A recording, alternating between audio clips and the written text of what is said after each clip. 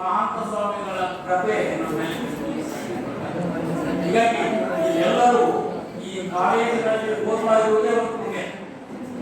ಯಾಕಂದ್ರೆ ಈ ಮಹಾತ್ಮ ಸ್ವಾಮಿಗಳ ಹೆಸರಿನಲ್ಲಿರುವಂತಹ ಈ ಕಾಲೇಜಿನಲ್ಲಿ ಓದ್ತಾ ಇರುವುದು ಎಲ್ಲ ಪುಣ್ಯ. ಮತ್ತೆ ಇದಕ್ಕೆ ಅವರ ಆಶೀರ್ವಾದ ಸದಾ ಈ ಒಟ್ಟಾರಾಧನೆಯ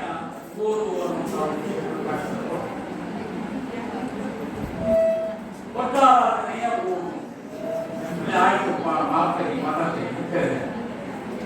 ನಾವು ಎರಡು ಬಗ್ಗೆ ಬೆಳಗ್ಗೆ ಸುಮಾರು 10, 20, 2, 3 ದಶಕಗಳ ಹಿಂದಿನ ಸಂಸ್ಕೃತಿ, ಆಚಾರ, ವಿಚಾರ, ಸಂಪ್ರದಾಯಗಳು ಹೇಗೆ ಇವತ್ತು ಏನಾಗಿದೆ ಅಂತ ಹೇಳಿ ನಾವು ಚರ್ಚೆ ಮಾಡ್ತೇವೆ.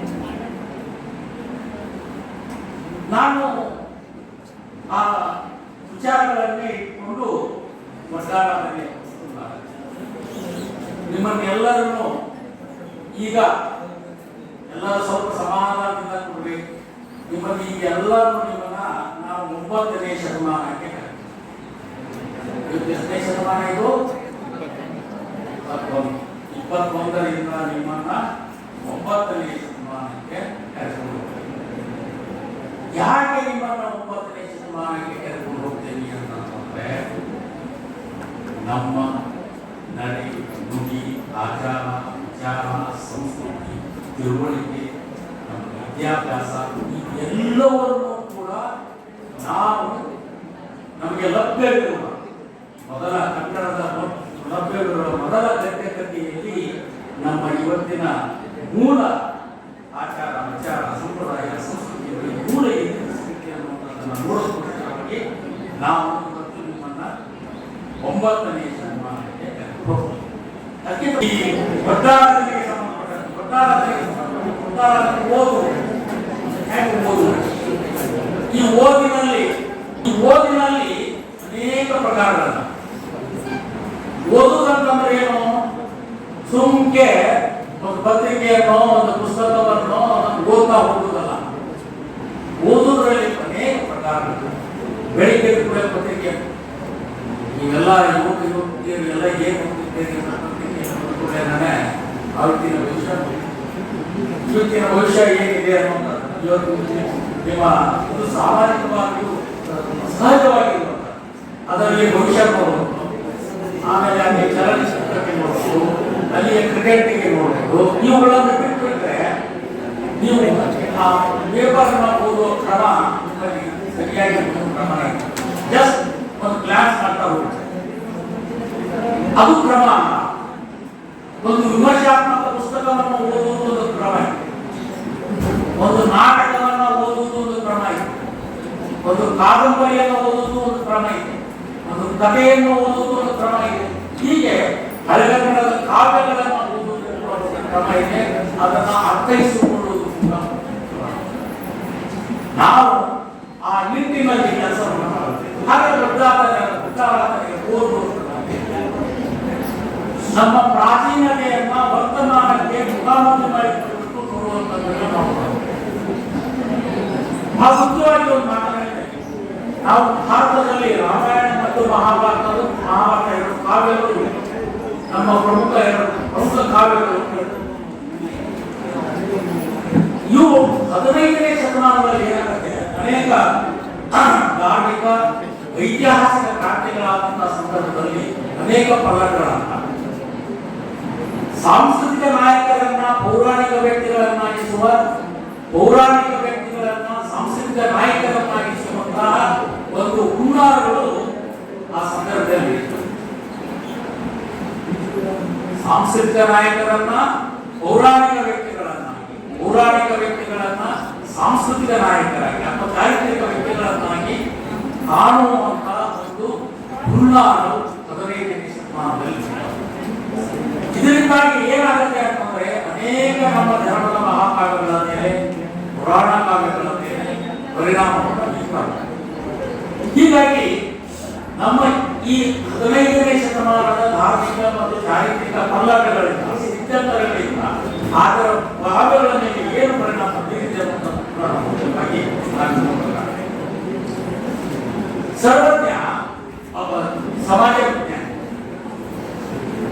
ಅವರು ರಾಮಾಯಣ ಮಹಾಭಾರತಗಳನ್ನು ನೋಡುವ ದೃಷ್ಟಿಕೋನ ಬೇರೆ. ಈಗಾಗಲೇ ಮಹಾಭಾರತದ ಪಂಪನ ಕಾವ್ಯಗಳನ್ನು ಕುರಿತು ಸುದೀರ್ಘವಾಗಿ ಘಟನಾಚಾರ ಮಾತಾಡಿದರು, ಬಹಳ ಸುದೀರ್ಘವಾಗಿ ಮಾತಾಡಿದರು. ಆದರೆ ಮಹಾಭಾರತವನ್ನ ಆಧುನಿಕರಿಗೆ ಮುಖಾಮುಖಿ ಮಾಡಿ ನೋಡಿದಾಗ ನಮಗೆ ಅನಿಸುವಂತದ್ದು ಆಧುನಿಕರಿಗೆ ಮುಖಾಮುಖಿಯಾಗಿ ನೋಡಿದಂತಹ ಸಂದರ್ಭದಲ್ಲಿ ಇವತ್ತು ರಾಮಾಯಣವನ್ನು ಮುಖಾಮುಖಿಯಾಗಿ ನೋಡಿದರೆ ಕೂಡ ನಮಗೆ ಬೇರೆ ರೀತಿಯಾದಂತಹ ಸತ್ಯ ರಾಮಾಯಣ ಪುರಾಣ ಏನ್ ಹೇಳುತ್ತೆ ಅಂತಂದ್ರೆ, ನಾನು ಒಂದು ವಿಷಯವನ್ನು ಪ್ರಸ್ತಾಪ ಮಾಡ್ತಾ ಇದ್ದೇನೆ, ಒಂದು ವಿಷಯವನ್ನು ನಾನು ಪ್ರಸ್ತಾಪ ಮಾಡ್ತಾ ಇದ್ದೇನೆ, ಅದನ್ನು ನಂಬುವುದು ಬಿಡುವುದು. ನಾನು ವಿಷಯ ಪ್ರಸ್ತಾಪ ಮಾಡ್ತೀನಿ ಹೇಗೆ ಅನ್ನುವುದಕ್ಕೆ ರಾಮಾಯಣ ಮಹಾಭಾರತದ ಅನೇಕ ತುಣುಕುಗಳು ಇಡೀ ಕನ್ಯಾಕುಮಾರಿಯಿಂದ ಹಿಡಿದುಕೊಂಡು ಕಾಶ್ಮೀರ ತನಕ, ಇಡೀ ಪೂರ್ವ ಮತ್ತು ಭಾರತದ ಪೂರ್ವ ಮತ್ತು ಪಶ್ಚಿಮ, ಉತ್ತರ ಮತ್ತು ದಕ್ಷಿಣಕ್ಕೆ ಎಲ್ಲವೂ ಕಾಣ್ತದೆ. ಸೀತೆ ಸೇವೆ ಹಂಪೆಯಲ್ಲಿ ಅಂತ ಹೇಳ್ತೀವಿ, ನಾಸಿಕ್ನಲ್ಲಿ ಸೀತೆ ಸೇರ್ತೀವಿ ಅಂತ ಹೇಳ್ತೀವಿ, ಲಕ್ಷ್ಮಣ ಗೆರೆ ಹಾಕಿದ್ದ ಅಂತ ಹೇಳ್ತೀವಿ, ರಾವಣ ತೆಗೆದುಕೊಂಡು ಸೀತೆಯನ್ನ ನಾಸಿಕ್ನಲ್ಲಿ ಜಟಾಯುನ ಚಟಕ್ಕೆ ಪರ್ವತದಲ್ಲಿ ಬಂದ ರಾವಣ. ಈ ಭಾರತದ ತುಂಬ ರಾಮಾಯಣದ ಮತ್ತು ಮಹಾಭಾರತದ ಕಥೆಗಳನ್ನು ಹೌದಾ ಸಾಧ್ಯನಾ? ವಾಸ್ತವವಾಗಿ ಯೋಚಿಸಿದೆ. ಒಂದು ಕಾವ್ಯವಾಗಿ, ಒಂದು ಪುರಾಣವಾಗಿ ಅದನ್ನು ನೋಡುವಂಥದ್ದು ಬೇರೆ. ಒಬ್ಬ ಕವಿಯಾಗಿ ಪಂಪನನ್ನ ಒಬ್ಬ ಕವಿಯನ್ನಾಗಿ ನೋಡುವುದು ಬೇರೆ, ಒಬ್ಬ ಕವಿಯಾಗಿ ಅವನನ್ನ ಅರ್ಥ ಮಾಡಿಕೊಳ್ಳುವುದು ಬೇರೆ, ಅವನ ಕಾವ್ಯ ಸೌಂದರ್ಯವನ್ನು ಅರ್ಥ ಮಾಡಿಕೊಳ್ಳುವುದು ಬೇರೆ, ಅವನ ಕಾವ್ಯ ಸೊಬಗನ್ನ ಅರ್ಥ ಮಾಡಿಕೊಳ್ಳುವುದು ಬೇರೆ. ಆದರೆ ಅವನನ್ನ ವಾಸ್ತವವಾಗಿ ಕುಡಿದಾಗ ನಮಗೆ ಪಂಪ ಬೇರೆ.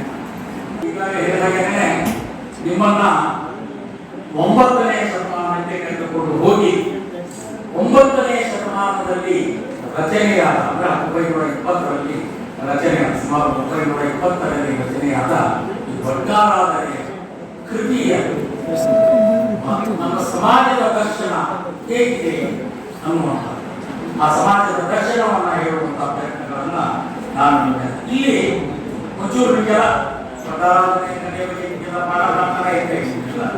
ಪಾಠ ಮಾಡ್ತಾ ಇರ್ತಾರೆ. 19 ಕಥೆಗಳಿರ್ತದೆ. 19 ಕಥೆಗಳಲ್ಲಿ ಸುಕುಮಾರ ಸ್ವಾಮಿಯ ಕಥೆ ಅತ್ಯಂತ ದೊಡ್ಡ ಕಥೆ ಇಲ್ಲಿ ಎಲ್ಲ ಹಳೆಗನ್ನಡದ ಕಾವ್ಯಗಳನ್ನ ರಚನೆ ಮಾಡಿದ ಎಲ್ಲರಿಗೂ ಪಂಪ, ರನ್ನ, ಪನ್ನ ಎಲ್ಲರಿಗೂ ಕೂಡ ರಾಜಾಶ್ರಯ ಸಿಕ್ಕಿದೆ. ಯಾರು ರಾಜಾಶ್ರಯವನ್ನು ಪಡೆದಿರ್ತಾರೋ ಅವರಿಗೂ ಮತ್ತು ರಾಜಾಶ್ರಯವನ್ನು ಪಡೆದೇ ಇರುವಂತಹ ಕವಿಗಳಿಗೂ ಗದ್ಯಕಾರರಿಗೂ ಬಹಳ ವ್ಯತ್ಯಾಸ ಇರ್ತದೆ. ಈ ಉದಾಹರಣೆಗೆ ನಮ್ಮ ಭಾರತದಲ್ಲಿ ರಾಯಭಾರಿಗಳು ಬಂದರು ಅಂತಂದ್ರೆ ಬೇರೆ ಬೇರೆ ದೇಶದ ರಾಯಭಾರಿಗಳು ಅಥವಾ ಪ್ರಧಾನಮಂತ್ರಿಗಳು ಅಧ್ಯಕ್ಷರು ಬಂದರೆ ಅವರನ್ನ ನಾವು ಬೇರೆ ಬೇರೆ ದೆಹಲಿಯೋ ಬೆಂಗಳೂರು ದೊಡ್ಡ ದೊಡ್ಡ ಸಿಟಿಗಳಲ್ಲಿ ಕರ್ಕೊಂಡು ಹೋಗಿ ಕೊಡ್ತಾರೆ. ಆ ಸಿಟಿಯ ಬಗ್ಗೆ ಯಾವ ಉಲ್ಲೇಖಗಳನ್ನು ಮಾಡ್ತಾರೆ. ಉದಾಹರಣೆಗೆ ನನ್ನಲ್ಲಿ ಚರಿತ್ರೆಯನ್ನ ಮುಚ್ಚಿ ಹಾಕುವಂಥದ್ದು ಬಹಳ ಮುಖ್ಯವಾಗಿದೆ.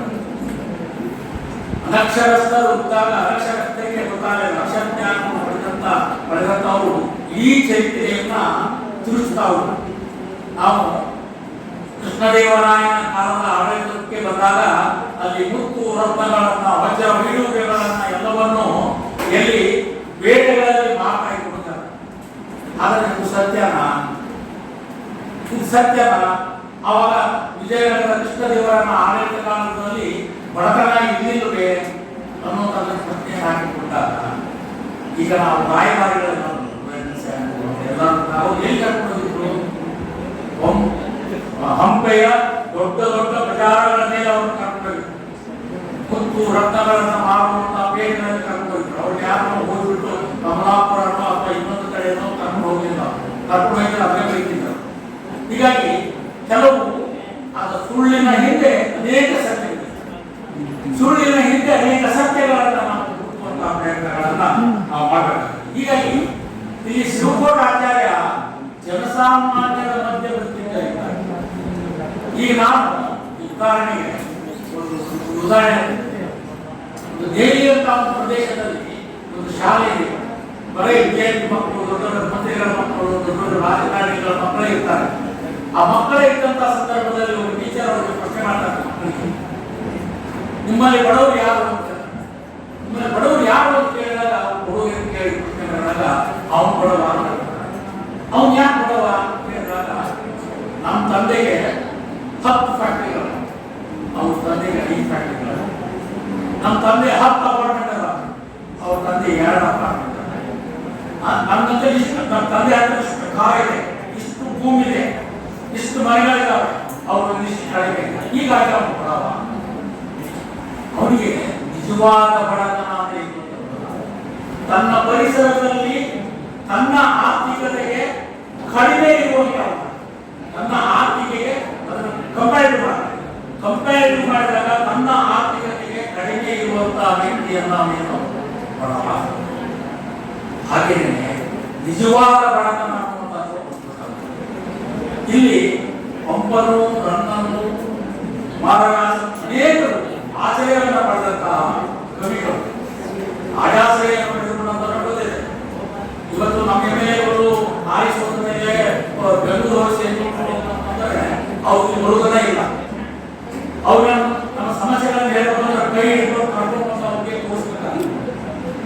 ರಾಜಾಶ್ರಯವನ್ನ ಪಡೆದಿರುವಂತಹ ಕವಿಗಳು, ಸಾಹಿತಿಗಳು ಕೂಡ ಏನ್ ಮಾಡ್ತಾ ಇದ್ರು ಅಂತಂದ್ರೆ ರಾಜರ ಆಸ್ಥಾನದಲ್ಲಿದ್ದು ಬೇಕಾದಂತಹ ಸೌಲಭ್ಯಗಳಿತ್ತು. ಜನಸಾಮಾನ್ಯರ ಬಗ್ಗೆ ಚರಿತ್ರೆಗಳ ಬಗ್ಗೆ ನೈಸೇನ ಧರ್ಮಾಮೃತವನ್ನು ಬರೆದಂತಹ ನೈಸೇನಿಗೆ ಅಭ್ಯಾಸ ಇದೆ. ವೃತ್ತಾರಾಧನೆಯ 19 ಕಥೆಗಳನ್ನು ರಚಿಸಿರುವಂತಹ ಶಿವಕೋಟೆ ಆಚಾರ್ಯರಿಗೆ ಅಭ್ಯಾಸ ಇದೆ. ನಾನು ಜನರ ಮಧ್ಯದಲ್ಲಿ ಇರ್ತೇನೆ ಅಂತಂದಾಗ ನನಗೆ ಜನರ ಬಗ್ಗೆ ಬರ್ತಾರೆ. ವೃತ್ತಾರಾಧನೆಯ ಕಥೆಯನ್ನು ರಚಿಸಿದವನು ಅಥವಾ ಧರ್ಮಾಮೃತದ ನೈಸೇನಂತವರು ಇವರು ಜನಸಾಮಾನ್ಯರ ಮೇಲೆ ಕೊಡ್ಬಿಟ್ಟು ಚಕ್ಕಡಿಯಲ್ಲಿಯೋ ನಡೀತಾ ಅವರ ದುಃಖ, ದುಮ್ಮಾನಗಳು, ಅವರ ಸುಖ, ಸಂತೋಷ, ಅವರು ಮಾಡ್ತಾ ಇರುವಂತಹ ಮದುವೆ, ನಾಮಕರಣ ಇಂಥವನ್ನೆಲ್ಲವನ್ನು ಅರ್ಥೈಸಿಕೊಂಡು ಹೀಗಾಗಿ ಅವುಗಳನ್ನೆಲ್ಲವನ್ನು ತನ್ನ ಕಾವ್ಯದಲ್ಲಿ ತನ್ನ ಕಥೆಯಲ್ಲಿ ಹೇಳುವಂತಹ ಪ್ರಯತ್ನವನ್ನು ಮಾಡ್ತಾ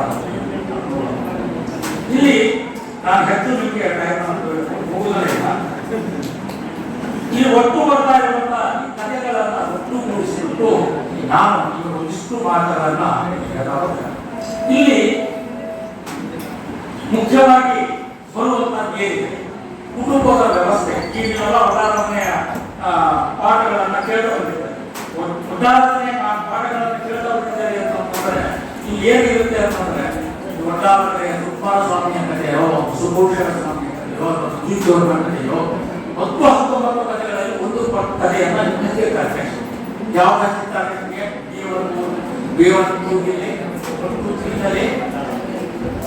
ಯಾವ ಚಾಣಕ್ಯ ವಿಷಯ ಕಥೆಯನ್ನ ನಿಮಗೆ ಹಚ್ಚಿರ್ತಾರೆ. ಆ ಚಾಣಕ್ಯ ವಿಷಯ ಕಥೆಯಲ್ಲಿ ಚಾಣಕ್ಯ ವಿಷಯ ಕಥೆ ನಿಮ್ಗೆ ಹೇಳ್ಬೋದು. ಅದರಲ್ಲಿ ನೀವು ಏನ್ ಮಾಡ್ತೀರಿ ಅಂತಂದ್ರೆ ಚಾಣಕ್ಯ ವಿಷಯ ಕಥೆಯನ್ನು ಅಲ್ಲಿರುವಂತಹ ಪಾತ್ರಗಳನ್ನು ನೋಡ್ತೀವಿ. ಅಲ್ಲಿ ಆ ಕಥೆಯ ಬಗ್ಗೆ ಒಂದು ಕಥೆಯ ನೇರವಾಗಿ ಆದರೆ ಇಡೀ ಒಟ್ಟಾರೆಯ 19 ಕಥೆಗಳಲ್ಲಿ ಒಳಗೆ ಹೋದಾಗ ಅಲ್ಲಿಯ ದರ್ಶನ ಆಗುವುದನ್ನು ಬೇರೆ ಬೇರೆ ರೀತಿಯ ದರ್ಶನ. ಅಲ್ಲಿಯ ಸಾಮಾಜಿಕ ವ್ಯವಸ್ಥೆ ಹೇಗಿತ್ತು, 9ನೇ ಶತಮಾನದಲ್ಲಿಯ ಸಾಮಾಜಿಕ ವ್ಯವಸ್ಥೆ ಹೇಗಿತ್ತು, ಇವತ್ತಿನ ಸಾಮಾಜಿಕ ವ್ಯವಸ್ಥೆ, 9ನೇ ಶತಮಾನದಲ್ಲಿರುವಂತಹ ಕುಟುಂಬದ ಪರಿಕಲ್ಪನೆ ಹೇಗಿದೆ, ಇವತ್ತಿನ ಕುಟುಂಬದ ಪರಿಕಲ್ಪನೆ ಹೇಗಿದೆ, ಪಿತೃಪ್ರಧಾನ ವ್ಯವಸ್ಥೆ ಹೇಗಿತ್ತು, ಮಾತೃಪ್ರಧಾನ ವ್ಯವಸ್ಥೆ 9ನೇ ಶತಮಾನದಲ್ಲಿ ಹೇಗಿತ್ತು, ಇವತ್ತು ಪಿತೃಪ್ರಧಾನ ವ್ಯವಸ್ಥೆ ಮತ್ತು ಮಾತೃಪ್ರಧಾನ ವ್ಯವಸ್ಥೆಯ ಪರಿಕಲ್ಪನೆ ಹೇಗಿದೆ, ಗಂಡ ಹೆಂಡತಿಯ ಸಮಸ್ಯೆಗಳು ಹೇಗಿತ್ತು, ಗಂಡ ಹೆಂಡತಿಯ ಇರುವಂತಹ ಸಂಬಂಧಗಳು ಹೇಗಿತ್ತು, ಹಾಗೆ ಅನ್ಯೋನ್ಯ ಹೇಗಿತ್ತು, ತಂದೆ ತಾಯಿ ಎನ್ನುವಂತಹ ಪ್ರೀತಿ ವಿಶ್ವಾಸ ಗೌರವ ಮಕ್ಕಳ ಮೇಲೆ ಹೇಗಿತ್ತು, ತಂದೆ ತಾಯಿ ಮಕ್ಕಳ ಮೇಲೆ ಇಟ್ಟುವಂತಹ ಪ್ರೀತಿ ವಿಶ್ವಾಸಗಳು ಹೇಗಿತ್ತು, ಬಂಧು ಬಳಗ ಹಿರಿಯರು ಅಣ್ಣ ತಮ್ಮಂದಿರು ಅಕ್ಕ ತಂಗಿಯರು ಇವರ ನಡುವಿನ ಅಂತರ್ ಸಂಬಂಧಗಳು ಹೇಗಿತ್ತು, ಆಮೇಲೆ ಆ ಕಾಲಘಟ್ಟದಲ್ಲಿ ಮದುವೆ ಸಮಾರಂಭಗಳು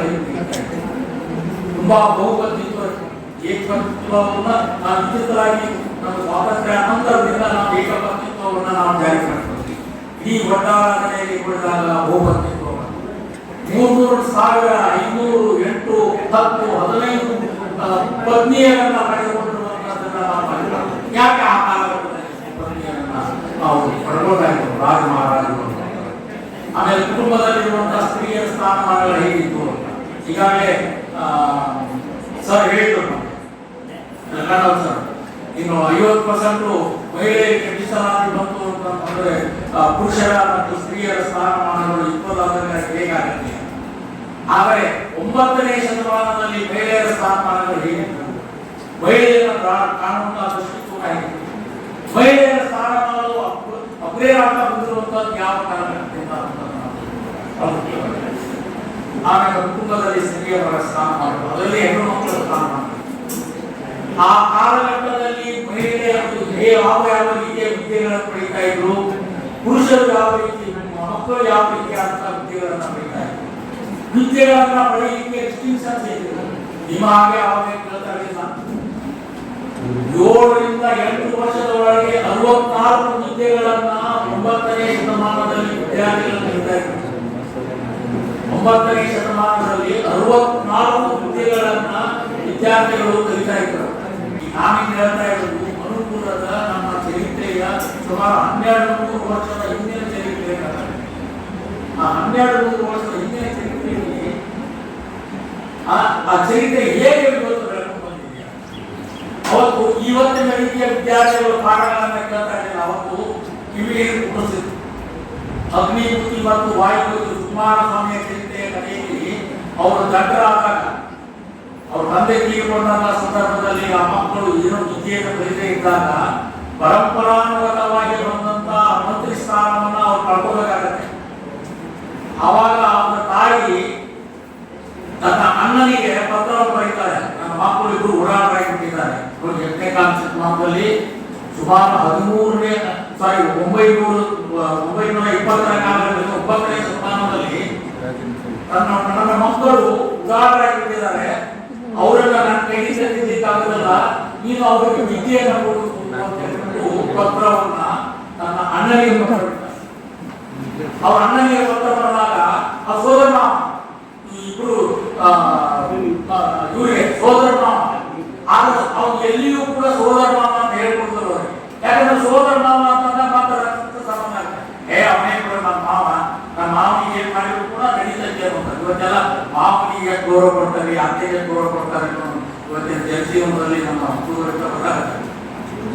ಆದ್ರೆ ಸೋದರ ಮಾವ ಅನ್ನೋದನ್ನ ನಾವು ಹೇಳಿದ್ರೆ ಅವರಿಬ್ಬರಿಗೂ ಬುದ್ಧಿಯನ್ನು ಕೊಡ್ತಾರೆ. ಅತ್ಯಂತ ಕಠಿಣವಾದಂತಹ ರೀತಿಯಲ್ಲಿ ಅವರು ಭಿಕ್ಷೆಯನ್ನು ಬೇಡ್ಕೊಂಡು ಬಂದರೆ ಸಪ್ಪನೆಯ ಅನ್ನದಲ್ಲಿ ಅದಕ್ಕೆ ಉಪ್ಪು ಹಾಕೊಂಡು ಅದು ತಿನ್ನಬೇಕು ಅಂತಂದು ಕೂಡ ಬಯಸಿದರೆ ಉಪ್ಪು ಕೊಡುವುದಿಲ್ಲ. ಕೆರೆಯಲ್ಲಿ ಸ್ನಾನ ಮಾಡಬಂದ್ರೆ ಮಾಡಿ ಬಂದ್ರೆ ತಲೆಗೆ ಹಚ್ಕೊಳ್ಳಿಕ್ಕೆ ಎಣ್ಣೆ ಕೊಡುವುದು. ಹಬ್ಬ ಹರಿದಿನಗಳಲ್ಲಿ ಮೃಷ್ಟಾನ್ನ ಭೋಜನವನ್ನು ಮಾಡಿದರೆ ಆ ಇಬ್ಬರು ಒಡೆಯಂದರಿಗೆ ಮೃಷ್ಟಾನ್ನ ಭೋಜನವನ್ನು ಕೊಡುವುದಿಲ್ಲ ಮತ್ತು ಸಭ್ಯಾಸನ ಆ ಕಾಲಘಟ್ಟದಲ್ಲಿ ಇವತ್ತು ನಮ್ಮ ಶಿಕ್ಷಣ ಯಾಕೆ ನಮಗೆ ಹೆಚ್ಚಿಲ್ಲ? ಇವತ್ತು ಪೇರೆಂಟ್ಸ್ ಮಕ್ಕಳಿಗೆ ಏನಾದ್ರು ಅಂತ ಬಿಟ್ಟರೆ ವಿರುದ್ಧವಾಗಿತ್ತು. ಆ ಕಾಲಘಟ್ಟದಲ್ಲಿ ಇವತ್ತು ನಾನು SSLC ಕಲಿಯುವಾಗ ಮೆಜರ್ಮೆಂಟ್ ಮಾಡಲಿಕ್ಕೆ ಬರಲಿಲ್ಲ ಅಂತಂದ್ರೆ ಜಸ್ಟ್ ನನಗೆ ಕಿವಿ ಹಿಡ್ಕೊಂಡು ನಿಂತ್ಕೊಂಡು ಒಂದು ಗಂಟೆ ವಿದ್ಯೆ ಶಿಕ್ಷಣ ಅದು ಬೆಲೆ ಬರೀತಾರೆ. ಅದಕ್ಕೆ ಕಠಿಣ ಪರಿಶ್ರಮ ಭಕ್ತಿಯಲ್ಲಿ ಇರುವುದಿಲ್ವೋ ಯಾವುದೂ. 9ನೇ ಶತಮಾನದಲ್ಲಿ ಸೋದರ ಮಾವನಾಗಿದ್ದರೂ ಕೂಡ ತನ್ನ ಇಬ್ಬರು ಒಡೆಯಂದರಿಗೆ ಅತ್ಯಂತ ಕಠಿಣವಾದ ಶಿಕ್ಷೆಯನ್ನ ನೀಡುವುದರ ಮೂಲಕ ತಿನ್ನುವುದಿರಬಹುದು, ಉಡುವುದಿರಬಹುದು, ಅನೇಕ ರೀತಿಯ ಕಠಿಣವಾದಂತಹ ಇವತ್ತು ಮಹಾತ್ಮ ಸ್ವಾಮಿಗಳ ಈ ಕೃಪೆಯಿಂದ ಸಿದ್ಧವಾಗಿರುತ್ತಾ ಕಾಲೇಜಿನಲ್ಲಿ ಟೀಚರ್ಸ್ ಎಲ್ಲರೂ ನಿಮ್ಮ ಬಗ್ಗೆ ಸಾಕಷ್ಟು ಪ್ರೀತಿಯಿಂದ, ವಿಶ್ವಾಸದಿಂದ, ಗೌರವದಿಂದ ನಿಮಗೆ ಪಾಠ ಮಾಡ್ತಾರೆ. ಅದನ್ನು ನೀವು ಪಡ್ಕೋಬೇಕಾಗುತ್ತೆ. ಈಗ ಯಾರು ಪರೀಕ್ಷೆ ಸಿದ್ಧ ಇರುವುದಿಲ್ಲ. ಬೇಸಿಗೆ ಸಂದರ್ಭದಲ್ಲಿ ಯಾರು ಬರಲಿಕ್ಕೆ ಇಷ್ಟಪಡ್ತಾರೆ ಸರ್ ಪಂಪ ಅಧ್ಯಯನ ಪೀಠವನ್ನು ಕಾಲಘಟ್ಟದಲ್ಲಿ ಪಂಪ ಅಧ್ಯಯನ ಪೀಠ ಕಾಲದಲ್ಲಿ ಅದರ ಪಾಠಿಸಲು ಏನು ಮಾಡಿದ್ರು ಇದಕ್ಕೆ ಒಂದು ಚೈತನ್ಯವನ್ನು ಕೊಡೋದು ಇದನ್ನ ಜೀವಂತವಾಗಿಸೋಣ ಅಂತ ಹೇಳಿಬಿಟ್ಟು ಪಂಪನನ್ನ 10ನೇ ಶತಮಾನದ ಪಂಪನನ್ನ ಅವನನ್ನ ಜೀವಂತವಾಗಿ ಮೂಡಿಸುವ ಜೀವಂತವಾಗಿ ಕಲ್ಪಿಸಿಕೊಂಡು ಹೇಳುವಂತಹ ನಿಮಗೆ ಮುಟ್ಟಿಸುವಂತಹ ಪ್ರಯತ್ನವನ್ನು ಮಾಡಲಿಕ್ಕೆ ಬೇರೆ ಬೇರೆ ಕಾಲೇಜುಗಳಲ್ಲಿ ವಿದ್ಯಾರ್ಥಿಗಳು ಅವರು ಓದ್ಕೊಂಡಾರೆ ಕನ್ನಡ ಸರ್ ಓದ್ಕೊಂಡಾರೆ ಎಲ್ಲ ಸರ್ಗಳು ಪಂಪನನ್ನ ಅಧ್ಯಯನ ಮಾಡಿದ್ದಾರೆ. ಆಮೇಲೆ ಜಯಪ್ಪ ಸರ್ ಅಧ್ಯಯನ ಎಲ್ಲ ಟೀಚರ್ಸ್ ಮೇಡಮ್ ಅಂತ ಅಧ್ಯಯನ ಮಾಡಿದ್ದಾರೆ. ಅವ್ರು ತಿಳ್ಕೊಂಡಿದ್ದಾರೆ. ಅವರು ತಿಳ್ಕೊಂಡಿರೋದ್ರ ಜೊತೆಗೆ ಆ ಕಾಲಘಟ್ಟ ವೀರಯುಗದ ಪಂಪನ ಚರಿತ್ರೆ ಭಕ್ತಿ ಯುಗದಲ್ಲಿ ಕುಮಾರವ್ಯಾಸನ ಚರಿತ್ರೆ ಅದನ್ನ ಹೇಳುವುದಕ್ಕೋಸ್ಕರವಾಗಿ ಕಷ್ಟಪಟ್ಟು ನೀವು ಯಾರಾದ್ರೂ ಕಾಡನ್ನು ಕೇಳಿದ್ರೆ ಕೇಳ್ತೀರಾ ಕೇಳೋದು. ಅದಕ್ಕಾಗಿ ಈ ಪಂಪ ಅಧ್ಯಯನ ಪೀಠದ ಸಂಚಾರ ಎಲ್ಲರಿಗೂ ರಿಕ್ವೆಸ್ಟ್ ಮಾಡಿಕೊಂಡು ಬಂದಿದ್ದಾರೆ. ಹೀಗಾಗಿ ನಮ್ಮ ಶಿಕ್ಷಣದ ವ್ಯವಸ್ಥೆ ಎಲ್ಲಿ ನಮ್ಮಲ್ಲಿ ಕಲ್ಪುಟ್ಟಿನ ಕ್ರಮಗಳನ್ನು ಆ ಶಿಕ್ಷಣವನ್ನು ಕಲಿಯಲಿಕ್ಕೆ ಸಾಧ್ಯ. ಹೀಗಾಗಿ ನಾವು ಶಿಕ್ಷಣವನ್ನು ಪಡೆಯುವ ಕನಿಷ್ಠ ಗೌರವ ಕನಿಷ್ಠ ಅದೇ ವಸುಬೂತಿ ಅಂಬಿಗೋತಿ ಮತ್ತು ವಸುಬೂತಿ ಕಡೆಯಲ್ಲಿ ತನಗೆ ಕಲಿಸಿದ ಗುರುವಿಗೆ ನಿಂದನೆ ಮಾಡಿದರಿಂದಾಗಿ ಆ ವಿದ್ಯಾರ್ಥಿ ಏನಾಗ್ತಾನೆ ಅಂತಂದರೆ ನಿಸರ್ಗತೆಯಾಗಿ ಮತ್ತೊಂದೇನೋ ನಂದಿಯಾಗಿ ನಾಯಿಯಾಗಿ ವಿವಿಧ ಏನು ಜನ್ಮಗಳ ನಂದಿಯಾಗಿ ನಾಯಿಯಾಗಿ ಏನೇನಾಗಿ ಹುಟ್ಟಿಬಿಟ್ಟು ಅವನು ತನ್ನ ಜನ್ಮದಲ್ಲಿ ಯಾಕಂದ್ರೆ ಗುರುವಿನ ನಿಂದನೆಯನ್ನು ಮಾಡಿದ್ದಕ್ಕಾಗಿ ಅವನು ನಂದಿಯಾಗಿ ನಾಯಿಯಾಗಿ. ಹೀಗಾಗಿ ಗುರುವಿನ ಗುಲಾಮನಾಗ ತನಕ ದೊರೆಯದಂತ ಭಕ್ತಿ ಅಂತ ಗುರುವಿನ ಗುಲಾಮನಾಗ ಓದಿ ನೀವು ಗುಲಾಮರಾಗುವುದೇ ಬೇಡ, ಗುರುಗಳು ಹೇಳಿದ್ದನ್ನು ಪಾಲಿಸಿ ಗುರುಗಳು ಹೇಳಿದ್ದನ್ನು ನೀವು ಕೇಳಬೇಕು, ನಿಮ್ಮ ಭವಿಷ್ಯ ಉಜ್ವಲವಾಗುತ್ತೆ. ಹಾಗೇನೆ ಅಲ್ಲಿ ಶಿಕ್ಷಣದ ವ್ಯವಸ್ಥೆ ಹೇಗಿತ್ತು ಅಂತ ನಾನು ಬಹಳ ಮುಖ್ಯವಾಗಿ 9ನೇ ಶತಮಾನದಲ್ಲಿ ಹೆಣ್ಣು ಮಕ್ಕಳಿಗೆ ಶಿಕ್ಷಣ ಕೊಡಲಿಕ್ಕೆ ಹಿಂದೇಟಾಗ್ತದೆ. ಇವತ್ತಿನ ಶಿಕ್ಷಣ ವ್ಯವಸ್ಥೆ ಇವತ್ತೆಲ್ಲ 19ನೇ ಶತಮಾನಕ್ಕೆ ಬಂದರೆ ಹೆಚ್ಚಾಗಿ ಶಿಕ್ಷಣವನ್ನು ಪಡೆಯುತ್ತಿರುವ ಸಂಖ್ಯೆಯಲ್ಲಿ ಬ್ರಾಹ್ಮಣರ ಸಂಖ್ಯೆ ಜಾಸ್ತಿ ಬ್ರಾಹ್ಮಣರ ಸಂಖ್ಯೆ ಜಾಸ್ತಿ. ಆದರೆ 9ನೇ ಶತಮಾನದಲ್ಲಿ 16ನೇ ಕಾಲಕ್ಕೆ ಬ್ರಾಹ್ಮಣರ ಹೆಣ್ಣು ಮಕ್ಕಳು ಶಿಕ್ಷಣವನ್ನು ಪಡಿತಾ ಇರಲಿಲ್ಲ. ಅಗ್ನಿಭೂತಿ ಮತ್ತು ವಾಯುಭೂತಿಯವರಿಗೆ ಶಿಕ್ಷಣವನ್ನು ನೀಡಬೇಕು ಅಂತ ಹೇಳಿಬಿಟ್ಟು ಅವರ ತಾಯಿ ತನ್ನ ಅಣ್ಣನಿಗೆ ತನ್ನ ಸಹೋದರಕ್ಕೆ ಪತ್ರ ಬರೆದ ಸಂದರ್ಭದಲ್ಲಿ ಬೇರೆ ಕಡೆಯಿಂದ ಪತ್ರವನ್ನು ಬರೆದರು. ಆದರೆ ಜೈನರು ಆ ಕಾಲಘಟ್ಟದಲ್ಲಿ ಇರುವಂತಹ ಜೈನರು ತಮ್ಮ ಹೆಣ್ಣು ಮಕ್ಕಳು ಅದರಲ್ಲಿ ಯಾರಿಗೆ ರಾಜರ ಮಂತ್ರಿಗಳ ಸೇನಾಧಿಪತಿಗಳ ಅಂದ್ರೆ ಆಡಳಿತ ವ್ಯವಸ್ಥೆಯಲ್ಲಿರುವಂತಹ ದೊಡ್ಡ ದೊಡ್ಡ ಹುದ್ದೆಗಳಲ್ಲಿರುವಂತಹ ಜನರಿಗೆ ಮಾತ್ರ ಜನರ ಮಕ್ಕಳಿಗೆ ಬೇರೆ ಮಾತ್ರ ಶಿಕ್ಷಣ.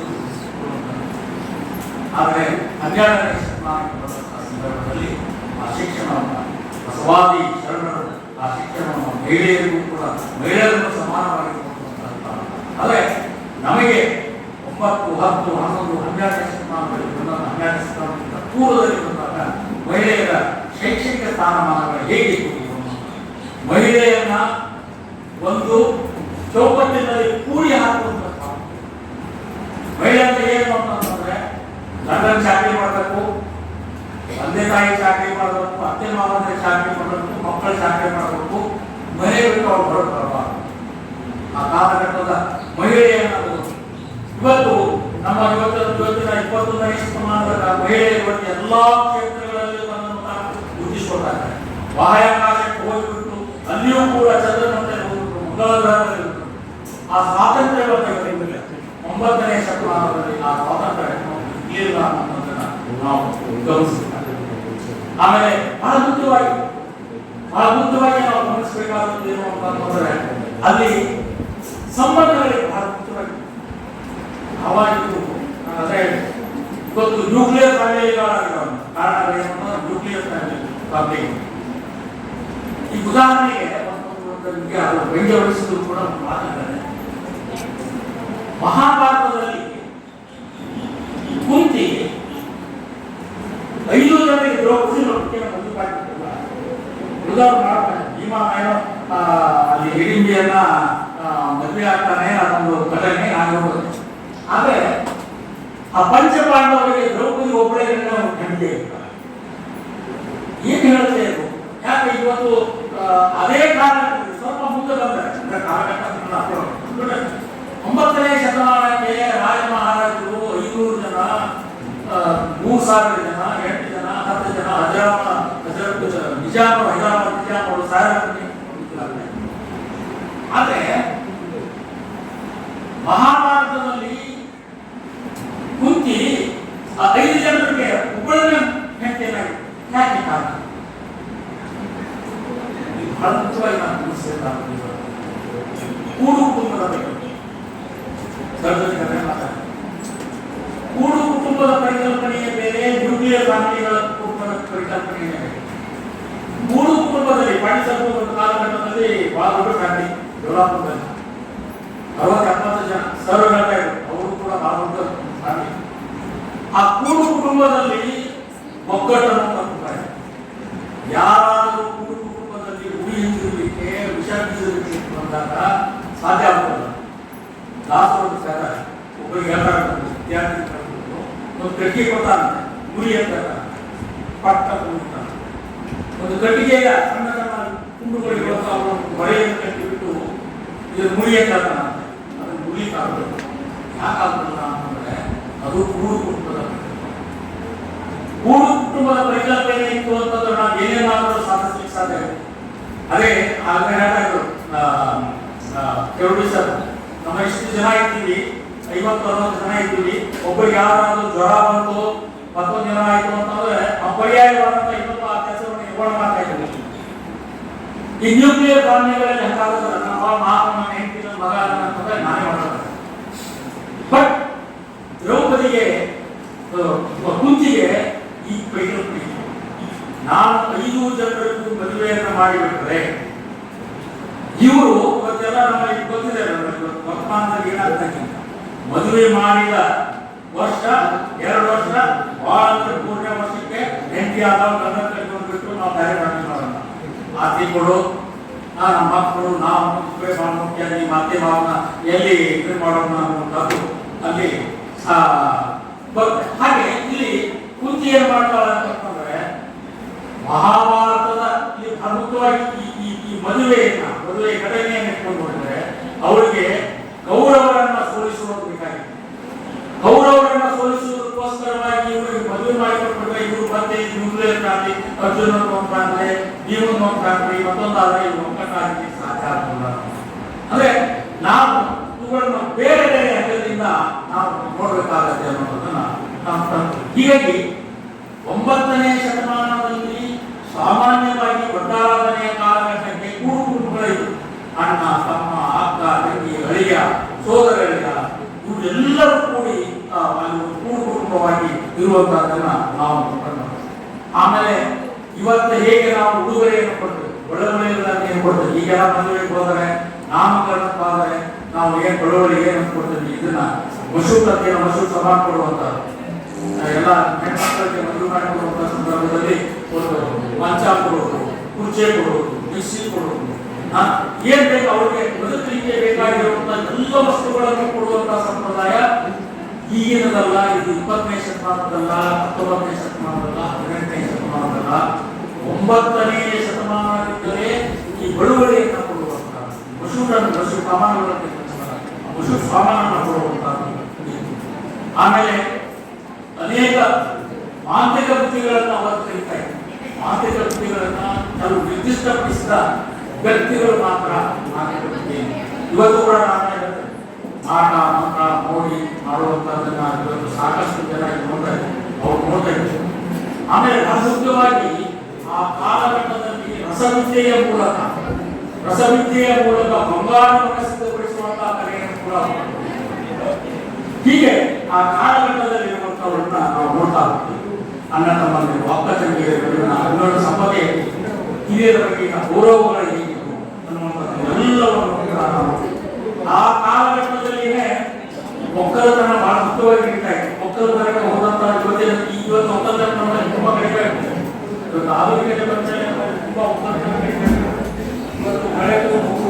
ಅದು ಮಾಡೋದೆಲ್ಲ ಆ ಕಾಲಘಟ್ಟದ ಉತ್ತರತನ, ಆ ಕಾಲಘಟ್ಟದ ವೃತ್ತಿಗಳಿಗೆ, ಆಮೇಲೆ ಆ ಕಾಲಘಟ್ಟದ ಜಾತಿಗಳಿಗೆ ಎಲ್ಲವನ್ನು ನಮಗೆ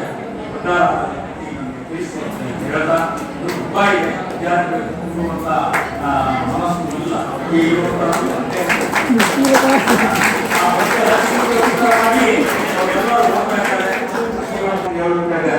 ಖುಷಿ ಕೊಡುವಂತ ಸರ್ ಅಂತೂ ಇನ್ನು ಇದಕ್ಕೆ ಬರೋದು ತ್ಯಾಗದ ಭೋಗದ ಅಕ್ಕರದ ಗೇಯದ ಗೊಟ್ಟಿಯ ಅಲಂಬಿ ಹಿಂಗಳ ಆಗರ ಮಾತ ಮಾನಸರೇ ಮಾನಸ ಅಂತವರಾಗಿ ಕೊಟ್ಟಲ್ ಏನಾಗಿ ಏನು ತಿರುಗುವೆ ದೀರ್ಘದೊಳ ತುಂಬಿಯಾಗಿ ಮೇಲ್ಕೋಗಿಲಿಯಾಗಿ ಹುಟ್ಟುವುದು ಈ ನಂತರವರ ವನವಾಸಿ ದೇಶದವಳು. ಮತ್ತೆ ಅವರು ಭಗವಂತ ರೆಡಿ ಮಾಡಿ ತೆಂಕರ ಗಾಳಿ ಬೀಸಿದವರು ಒಳ್ಳುಡಿ ಹೇಳರು ಇಪ್ಪತ್ನಾಲ್ಗೆ ಕಿವಿ ಕೊಕ್ಕಳಂ ಬೀದ ಮಲ್ಲಿಗೆ ಕಂಡಳು ಅದರಂ ಪಲಪಂ ಎಡಗಂಡಳಂ ಒಂದು ಮಹೋತ್ಸವಂ ಆದರಂ ಎಮ್ಮೆ ಆ ರಂಕುಶ ವಿಕ್ರಂ ನೆನೆಗನ್ನಣ ವನವಾಸಿ ದೇಶವು ಆ ರಂಕುಶ ವಿಕ್ರಂ ನೆನೆಗನ್ನಣ ವನವಾಸಿ ದೇಶವು ಆ ರಂಕುಶದಿಂದಲೂ ಒಂದು ಅಂಕುಶ ತಿರುದ್ರೆ ಗೀಳುತ್ತದೆ ಒತ್ತಾಡ್ತದೆ ಆ ರಂಕುಶದಿಂದ ತಿರುದ್ರು ಸಹ ನನ್ನ ಮನಸ್ಸು ಇಲ್ಲಿರುವುದಿಲ್ಲ ವನವಾಸಿ ದೇಶ ನಡೆಸ್ತದೆ ಅಂತ ಹೇಳ್ತಾವ. ವನವಾಸಿ ಅಂದ್ರೆ ಯಾವ ನಿಮ್ಮದ ತಮ್ಮ ಕಲಂಬರ್ ವನವಾಸಿ ನಾನು ನೀವು ಆ ರಂಕುಶ ವಿಕ್ರಂ ನೆನೆಗನ್ನಣ ವನವಾಸಿ ದೇಶವು ವನವಾಸಿ ದೇಶದಲ್ಲಿ ವನವಾಸಿ ದೇಶ ವನವಾಸಿ ಇಲ್ಲ ವನವಾಸಿ ದೇಶವು ಅಂತ ಹೇಳ್ತಾವ. ವನವಾಸಿ ಪಟ್ಟಣ ಅಂತ ಹೇಳಿಲ್ಲ ವನವಾಸಿ ದೇಶವು ದೇಶ ಎಲ್ಲೇ ನಾವು ಮುಂದೆಲ್ಲ ಇಲ್ಲ ಇದ ವನವಾಸಿ ರಾಜಧಾನಿ ಆಗಿತ್ತ ಅಣ್ಣಿಗಿರಿ ಬಡ ಆಗಿತ್ತ ಅಣ್ಣಿಗಿರಿ ಅವರು ಹುಟ್ಟಿ ಬೆಳೆದಿದ್ದವ ಅಣ್ಣಿಗಿರಿ ಅವರ ತಾಯಿ ಅವರು ಸರ್ ಹೇಳಿದ ಅದನ್ನು ಹುಟ್ಟಿ ನೋಡಿ ಬೆಳೆದ ಕಂಡಿದ್ದವ ಏನ ತ್ಯಾಗದ ಭೋಗದ ಅಕ್ಕರದ ಗೇಯದ ಬಟ್ಟಿಯ ಅಲಂಪಿ ನಿಂಗಳು ಆಗರ ಮಾನಸರೇ ಮಾನಸ ಎಷ್ಟು ಶ್ರೀಮಂತವಾಗಿತ್ತಿ ನಾಟಕ ಅದರ ಬಹಳ ಸುಮಾರು ನಾವು ನೀವು ಎಂಜಾಯ್ ಮಾಡ್ಬೇಕು. ವನವಾಸ ಬರ್ತದೆ ತ್ಯಾಗದ ಭೋಗದ ತಪಸ್ಸಿಗೆ ಭೋಗಕ್ಕ ಉಣ್ಣಾಕ ತಿನ್ನಾಕ ಹೈಯಾಕ ಸಮೃದ್ಧವಾದ ನಾಡಾಗಿತ್ತು. ಅದನ್ನ ಮೇವರು ಮಾಡಿದವರು ಆಂಧ್ರ ಪ್ರದೇಶ ಮೇವರು ಮಾಡಿದವರು ಗೊತ್ತಿದೆ ಸೊ ಇದರ ಕುರಿತು ಅವರು ಮಾತಾಡ್ತಾರೆ. ಅವ್ರು ಎತ್ತಿರೋ ಪ್ರಶ್ನೆ ಎತ್ತಿದೆ ಆಳವಾಗಿ ಖುಷಿ ಕೊಡುವಂತ ಸರ್ ಎತ್ತಿದೆ ಏನು ಅಂತಂದ್ರೆ ಬದಲಾವಣೆಯನ್ನು ಪಂಪ ಯಾಕೆ ತಂದ ಎಲ್ಲ ಮಾತು ಬದಲಾವಣೆಯನ್ನು ಮಹಾಭಾರತದ ಕಥೆಯನ್ನು ತರಲಿಲ್ಲ ನಾವು ಯಾರಿಗೆ ಪಂಪ ಭಾರತದೊಳಗೆ ಸಾಕಷ್ಟು ಬದಲಾವಣೆ ತಂದ ಅಂತ ಅದರ ಆರಂಭದೊಳಗೆ ವ್ಯಾಸ ಮುನೀಂದ್ರ ವಚನಾತ್ಮಕಂ ವಾಕ್ಯ ಈಶ್ವರ ವ್ಯಾಸನೆಂಬ ಗರ್ವ ಏನಿಲ್ಲ ಅಂತ ವ್ಯಾಸನ ಮಹಾಕಾವ್ಯ ಈಶ್ವರ ಪೂರ್ಣ ರೂಪದಲ್ಲಿ ಇಸ್ತಾನೆ ಆದ್ರೆ ಆ ಗರ್ವ ಇಲ್ಲ ಅದಕ್ಕೆ ಆರಂಭ ಅವಸರ ಮಾಡಿದೆ ಅಂತ ಮಹಾಕಾವ್ಯವನ್ನ ಹೇಳಕ್ ಹೋಗ್ತೇನೆ. ಶಿಸ್ತುಬದ್ಧವಾಗಿ ಸರ್ ಓದಾರ ಒಳಗೆ ಓದುವುದರ ಕಲೆ ಬಹಳ ಅದು ಬಹಳ ಕಷ್ಟ ಇದೆ. ತಪಸ್ಸು ವ್ಯಾಕರಣ ಇದ್ರೆ ಮಾತ್ರ ಓದಾಕ ಬರ್ತದೆ. ವ್ಯಾಕರಣದ ತಾಕತ್ತಿದ್ರೆ ಮಾತ್ರ ಆ ಪದ ವಿಚ್ಛೇದನ ಮಾಡಿ ಆ ಪದ್ಯಗಳನ್ನು ಓದಾಕ ಬರ್ತದೆ. ಅವನು ಅದ್ಭುತವಾಗಿ ಪದ ವಿಚ್ಛೇದನ ಮಾಡಿ ಓದಿರ್ತಾರೆ. ಬಹಳ ಖುಷಿ ಕೊಟ್ಟಿದೆ. ಪದ್ಯವನ್ನು ಪದ ವಿಚ್ಛೇದನ ಮಾಡಿದ್ದು ನಾವು ಓದಾಕ ಬರ್ಬೇಕಂದ್ರೆ ಶಬ್ದವನ್ನು ತರಪಣೆ ಇರಬೇಕು ಅಂತ. ಇದು ಅವರು ಅಕ್ಷರಶಃ ಇದನ್ನ ಮಾಡಿ ತೋರಿಸಿದ್ದಾರೆ. ಅವರು ಬದಲಾವಣೆ ಅನ್ನುವಂಥ ಮಾತನ್ನು ಹೇಳಿದ್ದಾರೆ. ದ್ರೌಪದಿ ಬದಲಾವಣೆ ಮಾಡ್ಕೊಂಡವ ಯಾರನ್ನ ಅರ್ಜುನ ಹೋಲಿಸಿಕೊಂಡ ಅರ್ಕೇಸರಿ ಕಥೆ ಹೇಳ್ತಾ ಇದ್ದ ನಾವು. ಅಲ್ಲಿ ಪಾಂಡವರಿಗೆ 5 ಜನ ಪತ್ನಿಯರು ಒಬ್ಬಳ ಪತ್ನಿಯರು 5 ಜನರಿಗೆ ದ್ರೌಪದಿ ಇಲ್ಲೂ ಮಾಡಿದ ಅರ್ಕೇಸರಿ ತಗೊಂಡು ಏನ್ ಮಾಡಿರ್ತಾವ ಅದಕ್ಕೆ ದ್ರೌಪದಿ ಅಂದ್ರ ಸಮಕಾಲ ನಿಂತಾನ. ಅರ್ಜುನ ಒಬ್ಬಗೆ ಹೆಂಡತಿಯನ್ನು ಮಾಡ್ತಾನ. ಅದ್ಭುತವಾದಂತ ಕಾವ್ಯ ಒಳ್ಳೆಯವರು ಕಥೆ ಹೇಳ್ತಾನ. ಛಲದೋಳು ದುರ್ಯೋಧನ ಈ ಯಾರ ನೋಡಿ ಛಲದೋಳು ದುರ್ಯೋಧನ ನನ್ನಿಯೋಳಿಗೆ ತನಯ ಗಣ್ಣಿಯೋಳು ಭೀಮಸೇನ ಅತ್ಯುನ್ನತೆಯೋಳು ಅಮರಸಿದ್ಧೋತ್ಮೋ ಚಾಪ ವಿದ್ಯಾಬಲದೋಳು ಕುಂದೋತ್ಮೋ ಸಾಹಸ ಮಹಿಮೆಯೋಳು ಫಲ್ಗುಣಂ ಧರ್ಮದೋಳು ನಿರ್ಮಲ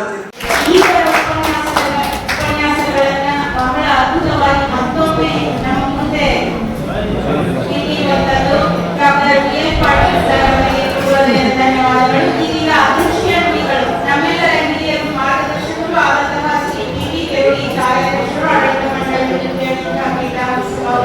ಇವರು ಈ ಕಾರ್ಯಕ್ರಮದ ಕುರಿತು ಅಧ್ಯಕ್ಷ ನುಡಿಗಳನ್ನಾಡಬೇಕೆಂದು ಕೋರಿದರು.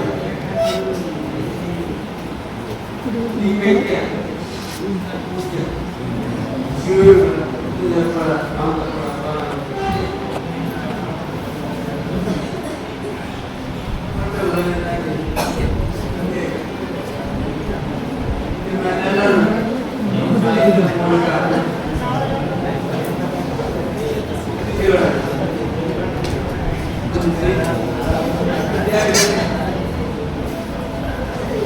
ಸಮಯ ಕಡಿಮೆ ಇದೆ. ಈಗಾಗಲೇ 2 ಗಂಟೆ ಆಗಿದೆ. ಇವತ್ತು ಮುಂದಿದೆ ಒಂದು ದೊಡ್ಡ ಘಟನೆಯನ್ನು ಮಾಡ್ತೇನೆ.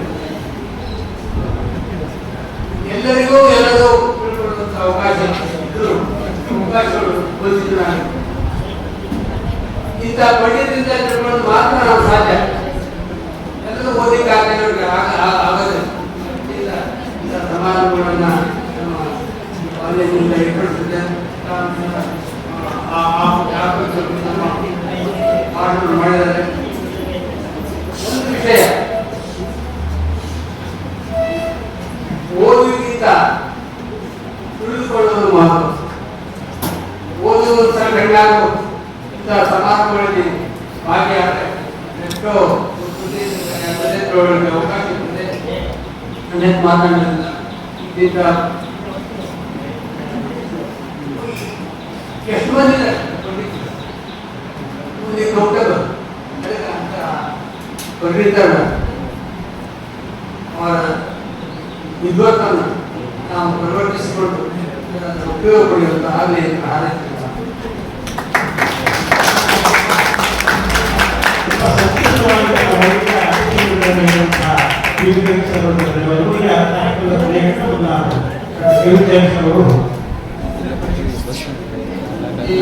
ವಿಶೇಷ ಉಪನ್ಯಾಸ ಕಾರ್ಯಕ್ರಮದ ಘನ ಅಧ್ಯಕ್ಷತೆಯನ್ನು ವಹಿಸಿಕೊಂಡಿರುವಂತಹ ಶ್ರೀ ಕಿರುಜಿಯವರು ಮೃತ್ಯುಂಜಯ ವಿದ್ಯಾಪೀಠದ ಕಾರ್ಯಾಧ್ಯಕ್ಷರು, ಇವರಿಗೆ ಮತ್ತು ಈ ಕಾರ್ಯಕ್ರಮದಲ್ಲಿ ವಿಶೇಷ ಉಪನ್ಯಾಸವನ್ನು ನೀಡಿದಂತಹ ಡಾಕ್ಟರ್ ಗಂಗಾಧರ ದಯಾನಂದ ಸರ್ ಅವರಿಗೂ ಮತ್ತು ಡಾಕ್ಟರ್ ಪ್ರೇಮಾನಂದ ಟಿ ಅಕಲ್ವಾರ್ ಸರ್ ಅವರಿಗೂ, ಜೊತೆಗೆ ಈ ಕಾರ್ಯಕ್ರಮ ಇಲ್ಲಿ ಆಯೋಜನೆಗಳನ್ನು ಕಾರ್ಯನಿರತರಾಗಿರ್ತಕ್ಕಂಥ ಕರ್ನಾಟಕ ವಿಶ್ವವಿದ್ಯಾಲಯದ ಪಂಪ ಅಧ್ಯಯನ ಪೀಠದ ಸಂಯೋಜಕರಾದಂತಹ ಡಾಕ್ಟರ್ ವಿ.ಎಂ. ಪಾಟೀಲ್ ಸರ್ ಅವರಿಗೆ ವಂದನೆ, ಅಭಿನಂದನೆ. ಇನ್ನು ಈ ಕಾರ್ಯಕ್ರಮದಲ್ಲಿ ಉಪಸ್ಥಿತರಿರುವಂತಹ ನಮ್ಮ ಮೌಲ್ಯಬೆನ್ನೂರಿನ ನವೋದಯ ವಿದ್ಯಾಸಂಸ್ಥೆಯ ಆಡಳಿತಾಧಿಕಾರಿಗಳಾದಂತಹ ಕನ್ನಮ್ಮ ಸರ್ ಸಹ ವಂದನೆ, ಅಭಿನಂದನೆ. ಇನ್ನು ಈ ಕಾರ್ಯಕ್ರಮದ ಉಪಸ್ಥಿತಿಯಲ್ಲಿರತಕ್ಕಂತಹ ಮಹಾವಿದ್ಯಾಲಯದ ಪ್ರಾಚಾರ್ಯರಾದಂತಹ ಶ್ರೀ ಎಂ.ಜಿ. ಬೈಲೂರು ಅವರಿಗೂ, ಜೊತೆಗೆ ಈ ಕಾರ್ಯಕ್ರಮ ಇಷ್ಟು ಅಚ್ಚುಕಟ್ಟಾಗಿ ಯಶಸ್ವಿಯಾಗಿ ಜನಗಳು ಕಾರಣೀಭೂತರಾಗಿರ್ತಕ್ಕಂಥವರು, ಶ್ರಮಿಸಿರ್ತಕ್ಕಂಥವರು ನಮ್ಮ ಮಹಾವಿದ್ಯಾಲಯದ ಇತಿಹಾಸ ಭಾಗದ ಪ್ರಾಧ್ಯಾಪಕರಾಗಿರ್ತಕ್ಕಂತಹ ಡಾಕ್ಟರ್ ಮಾಂತೇಶ್ ಶೆಟ್ಟಿಯವರು ಸಹ ಒಬ್ಬರಾಗಿದ್ದಾರೆ.